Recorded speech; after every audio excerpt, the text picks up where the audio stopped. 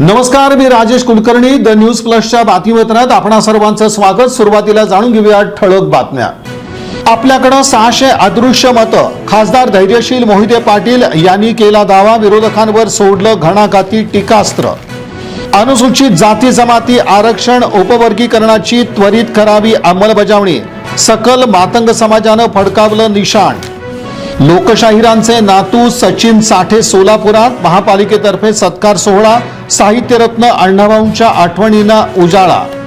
कारंब्याजवळ डंपरनं दुचाकीला ठोकरलं. एक जण जागीच ठार तर एकाची प्रकृती चिंताजनक. संतप्त जमावानं पेटवून दिला डंपर. करमाळा पोलिसांनी बजावली दमदार कामगिरी. गांजासह सुमारे 3 लाखांचा मुद्देमाल केला जप्त.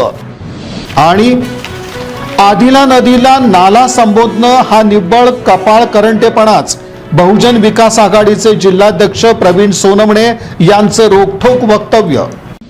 या बातमीपत्राचे प्रमुख प्रायोजक प्लॅटिनम मॉल इंद्रधनु सोलापूर. सोलापुरातील सर्वात प्रतिष्ठित इंद्रधनु सोसायटीचा नवीन भव्य कमर्शियल प्रोजेक्ट आता रेल्वे स्टेशनच्या अगदी शेजारी शहराच्या मध्यवर्ती ठिकाणी.